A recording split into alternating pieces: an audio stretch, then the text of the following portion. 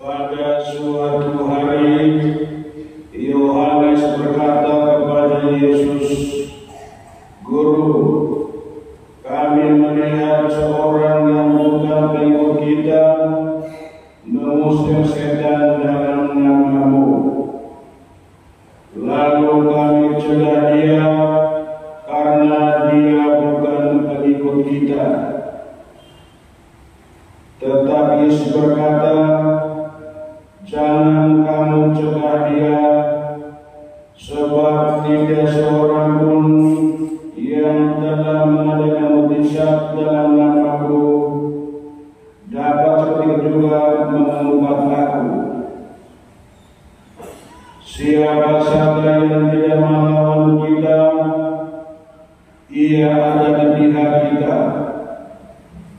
Sesungguhnya Aku berkata kepadamu, siapa saja yang memberi kamu minum secangkir air oleh karena kamu dari Kristus, ia tidak kehilangan upahnya.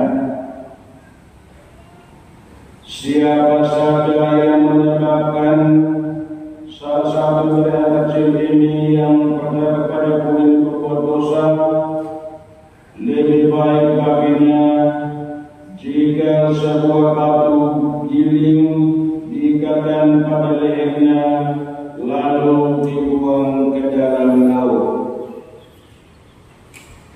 Jika tanganmu menyebabkan engkau berbuat dosa, penggalah, karena lebih baik engkau masuk ke dalam hidup dengan tangan buntung daripada dengan utuh kedua tanganmu dibuang ke dalam neraka, ke dalam api yang tak terpadamkan. Jika kakimu menyebabkan engkau berbuat dosa, penggalah, karena lebih baik engkau masuk ke dalam hidup dengan timpang daripada dengan utuh kakimu dicampakkan ke dalam neraka.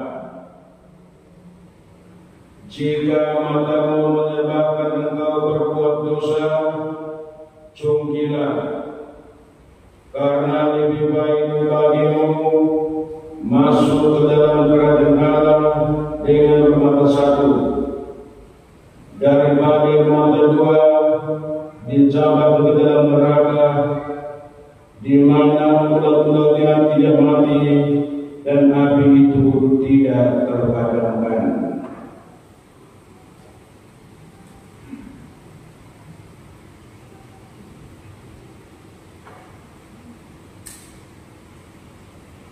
Demikianlah sabda Tuhan.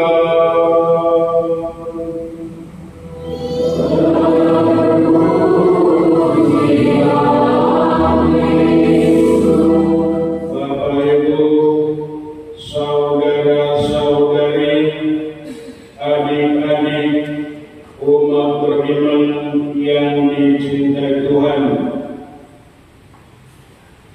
Kita telah mendengarkan ketiga baca suci yang disiapkan gereja untuk perayaan minggu ini.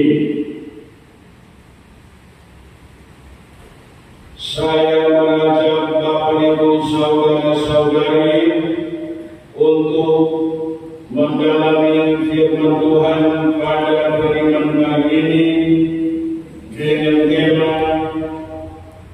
bersukacita karena perbuatan baik yang diterima dan yang dicadangkan. Dalam terang firman Tuhan dan juga dalam pengajaran iman yang telah kita terima, yang telah kita dengar, kita mendapatkan suatu penegasan bahwa Allah itu tidak pernah meninggal kepada hamba-hambanya untuk melakukan perbuatan-perbuatan yang mustahil. Kasih dan kebaikan Tuhan itu terungkap dan tersedia secara berlimpah. Seperti air, kasihnya bercurah atas semua orang tanpa terkecuali. Seturut kehendaknya, Allah itu menganugerahkan kepada setiap orang kemampuan untuk melakukan perbuatan-perbuatan yang baik, perbuatan-perbuatan yang benar. Tidak seorang pun dari mereka yang ingin diselamatkan akan kekurangan kemampuan terhadap hal itu. Karena Dia yang berkata, siapa saja yang memberi aku air secangkir oleh karena Kristus, dia tidak kehilangan upahnya.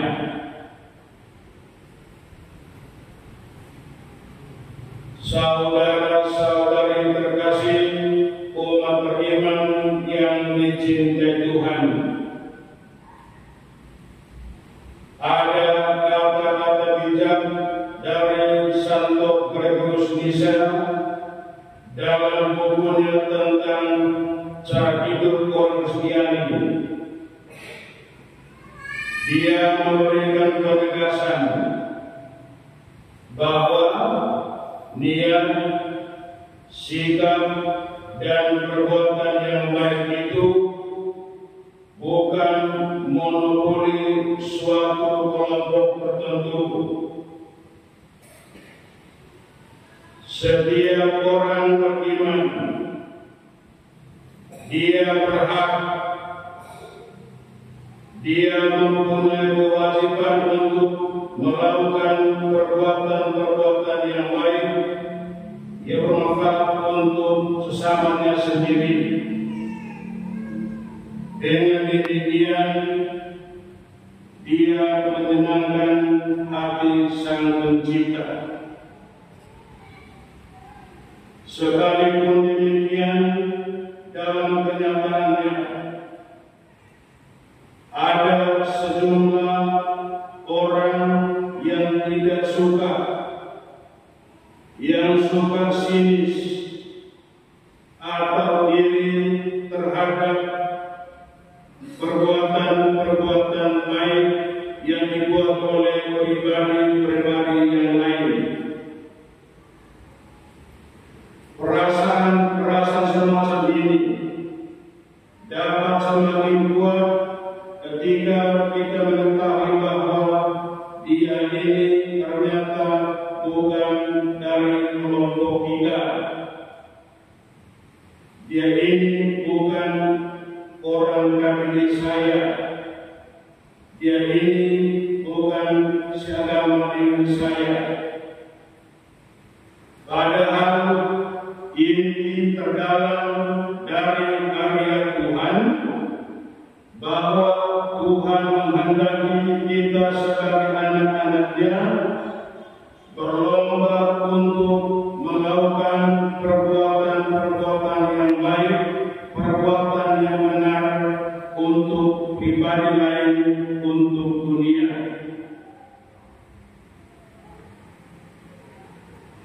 Saya mengajak Bapak Ibu saudara-saudari untuk melihat terang firman Tuhan pada minggu ini.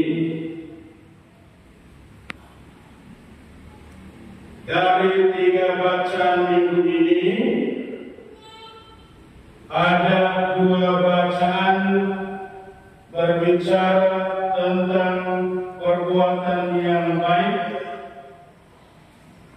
yang menimbulkan sikap iri hati dari pribadi-pribadi yang lain. Yang pertama, dalam Injil Markus minggu ini diambil dari Injil Markus bab 9 ayat 38 sampai ayat 48.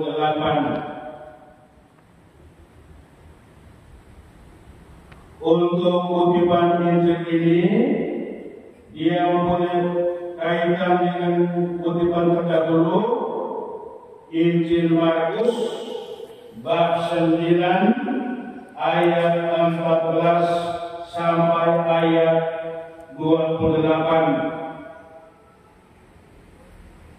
Dalam kutipan Injil Markus bab 9 ayat 14 sampai 28 itu dikisahkan tentang karya penyembuhan yang dibuat oleh murid-murid Tuhan Yesus.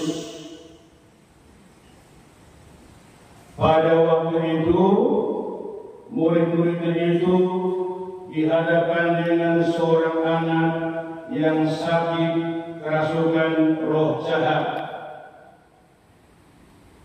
Mereka berusaha untuk menyembuhkannya, tetapi tidak berhasil. Mungkin salah jangkit nyata atau apa sehingga roh itu tidak keluar. Lalu dalam Injil minggu ini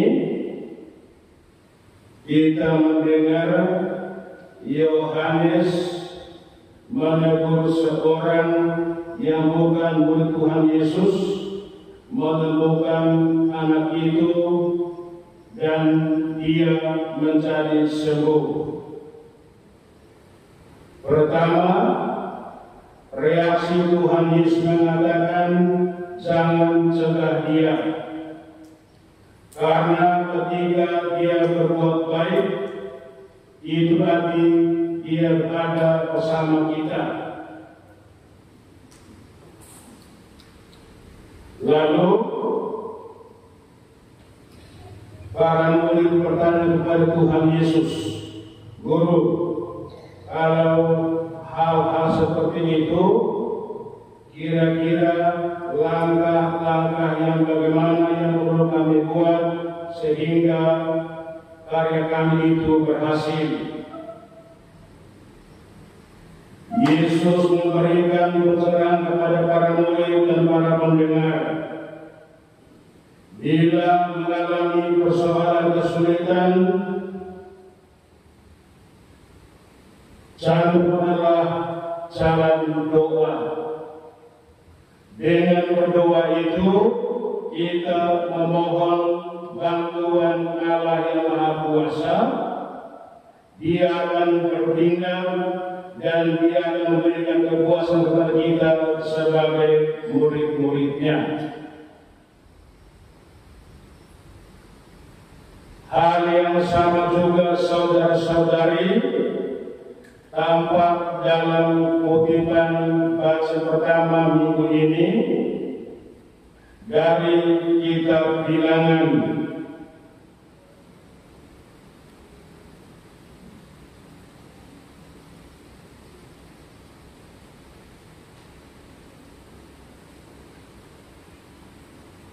Dikatakan pada suatu ketika turunlah Tuhan dalam awan dan bersabda kepada Musa.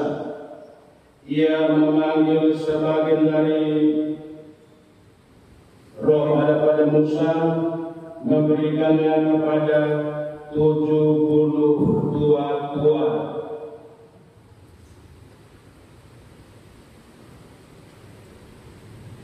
Orang-orang ini dipanggil oleh kuasa Allah, diberikan kemampuan sehingga mereka bertindak seperti seorang nabi, memberikan pengajaran, memberikan katekese, supaya dengan demikian banyak orang semakin beriman dan percaya. Ketika mereka dipanggil, 2 orang tidak serta mereka tetap tinggal di kemah. Lalu merespons itu ada yang protes. Musa, dari tua-tua itu ada yang ikut tadi, tetapi sekarang mereka bertindak seperti seorang nabi. Minta supaya musnahkan dia. Musa mengatakan, jangan iri hati. Perbuatan kebenaran. Kita sebagai anak-anak Allah, dalam hidup dan kejiaraan kita semua dipanggil tanpa terkecuali untuk melakukan perbuatan-perbuatan itu. Allah yang maha baik, Allah yang maha cinta itu memanggil kita semua tanpa terkecuali untuk melakukan perbuatan baik, perbuatan benar dalam praktek hidup harian kita. Bila itu kita buat dengan tulus, kita akan memuliakan nama Tuhan dan kelak kita mampu untuk menikmati rahmat dan kemuliaan Allah sendiri. Oleh karena itu, saudara-saudari, marilah kita memohon rahmat Tuhan.